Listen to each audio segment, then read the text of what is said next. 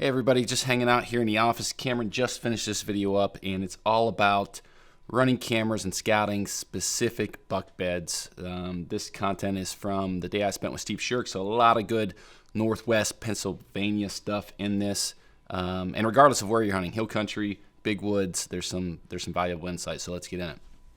So we're up here, we're way up on top of a mountain in an old, this cut's probably 15-20 years old, but it's a known bedding area, and kind of just what we're doing, and even Chad's helping me today, is it's a bedding area I run a lot of cameras in, but I don't really spend a lot of time hunting it. I do plan to maybe this year though. So I'm just kind of getting a better feel on the bedding, and we're utilizing where these hemlocks are to locate the beds, because like I keep saying even before, is whenever you have hemlock, you almost always have bedding in these kind of areas. So we're just gonna go through all these hemlocks, try to get an idea on where a lot of these beds are, and then we're gonna pick out some stand locations that I plan to use next fall.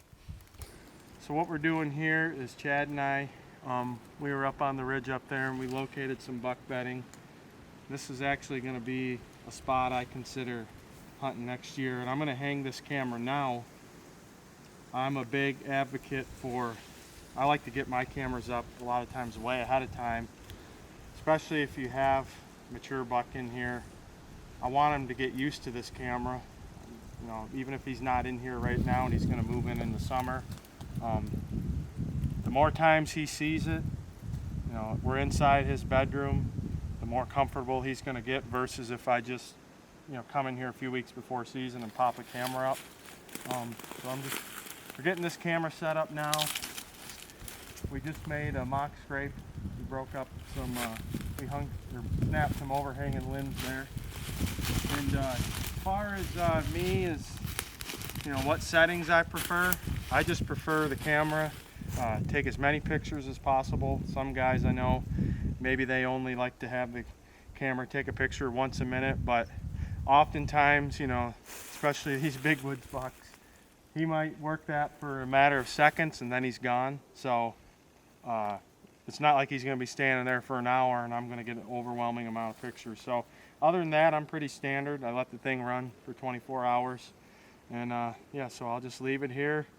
I might not even come check this for months. Then maybe the closer to season I get, I might check it a few more times. But being inside of the bedroom here, this is a camera I'm not going to check that often, because I don't know, what are we, probably a couple 100 yards from bedding or so. Yeah. So I want this deer to to feel more comfortable and not expect human presence in here.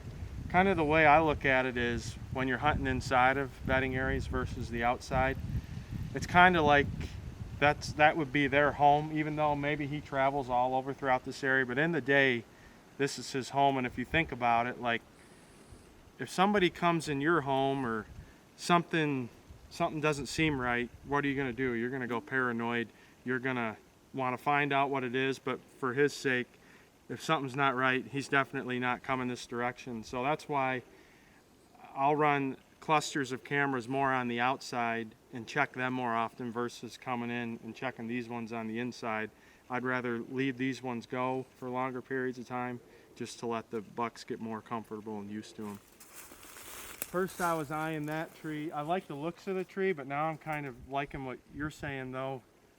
I'm wondering though if I should consider hunting that tree back there, maybe, mainly because of the thermals. Which would be, I don't know, 25 yards to that straight. I have a little bit maybe of a skyline, but I think that's going to fill in behind me. Those trees are going to grow leaves. I'm kind of thinking, right, do you like that tree more? Yeah. Be right to this grade. I would prefer that. Even if you have a crosswind or anything, wind's going right out over that bottom. Yep. Thermals are going to suck you down. Yep. No, I'm starting. The more I look at this spot, I know we walked by it once, but the more I look at it, the more I'm liking it. So Chad and I, we just got done picking out a spot where I'm going to put a stand next year, and we hung a camera.